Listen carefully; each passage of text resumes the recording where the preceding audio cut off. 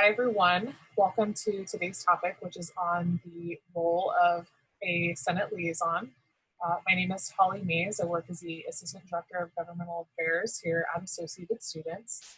And we have a pretty short topic for us all today, so I'll just go ahead and get started. So each senator that is on the Senate is assigned by the internal vice president a position on either our standing committees, or they're assigned a role as a Senate liaison for one of our boards, commissions, and units. So our senators hold multiple positions. Some of them sit on standing committees, and they're also Senate liaisons. But today we're going to talk specifically about their role as a Senate liaison. So as a senator, if you hold the position of a Senate liaison with a particular board, commissioner, unit, you're going to want to verify first what specific responsibilities are contained within the legal code of that board, commission, and unit. So that will help shape some of your responsibilities as per the legal code of that BCU. For example, you could be a voting member on that board, commission, and unit. You could be a non-voting member. But either way, you're going to want to double check that at the very beginning. Next, and the most important, I guess, power or responsibility, you could call it, that Senate liaisons are going to have is the power of legislative initiative for that board, commission, and unit. So working with consent and working in collaboration with your BCU chair and the members, the group as a whole, etc. You have that power and responsibility to assist your BCU with updates to legal code and helping facilitate them through that process. And if you are a BCU member or a chair, then knowing that expectation of the senator that you work with is really important. They'll be your connection to assisting with those legal code changes, and they'll be able to answer any questions for you about what it should contain, how to get a bill on the agenda, etc. Also within that connection and that relationship, you as a Senate liaison, and then you as a BCU member or chair, your senator is going to report events and actions that are conducted by that BCU to Senate and vice versa. So they're going to report the things that you're doing, events that you're hosting, projects that you're working on. They're going to report that out to Senate. And then when they attend your meetings, they're going to report out any legislation that's of note, any resolutions, any activities or projects. They're going to report that back to you so that you have that connection back and forth, that communication loop, if you will.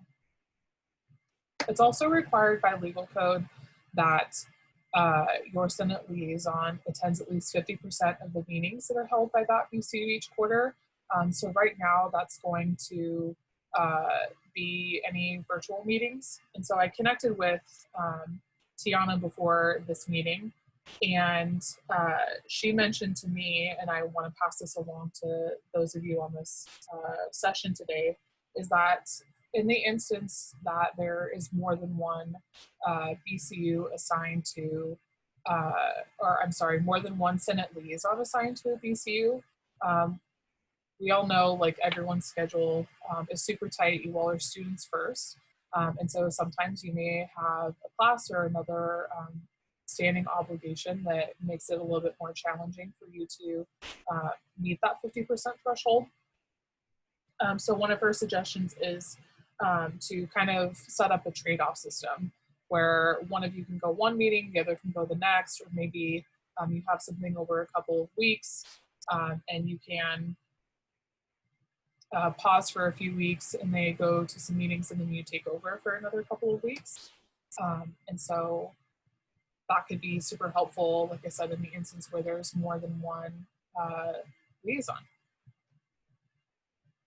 And so, like I said, in the meetings, according to legal code, the senator needs to report on all legislation that the Senate is either voting on, has passed, or is in committee.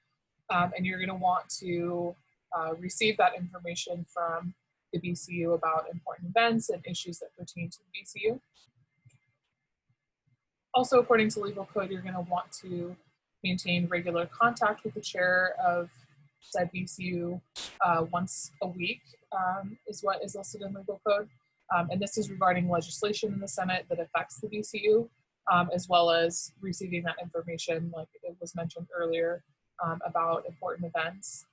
They list that contact can be over Facebook, it can be an in-person meeting, a Zoom meeting, texting, calling, emailing, etc. Just to re-emphasize that portion about staying in regular contact and connection to make sure that that relationship between Senate and our boards and commissions is doing well. One of the last things that I want to mention here that is that Tiana shared was to remind everyone about the new initiative that her office has about the internal affairs coordinators. So they have set up a Google form that you're going to need to fill out each week, and this is going to be, to my understanding, it's going to contain like a spot where you can check off you went to the meeting, things that maybe happened that are of note. So if you have any questions about that, please feel free to reach out to Tiana. She can share more information with you about those forms. But for now, keep an eye out from her office when those forms are going to come out. And then she also wanted to remind everyone that if you can't attend the sessions live, then perhaps there could be another arrangement that's worked out between you and the chair where they can provide email updates. You can perhaps have a one-on-one where you can stay connected to what's going on. And so, yeah, like I mentioned, this topic was going to be super short, so I want to open this up to questions. The section on the legal code is fairly succinct for talking about Senate liaisons. All right, y'all, thanks so much for your time. Like I said, this is going to be a quick one. So those of you that have this as one of your sessions, lucked out on a shorter one, but I look forward to seeing you all next week in our future sessions, and have a great weekend. Thank you. Thank you all. Welcome. Thank you. Have a nice day. Bye. You too.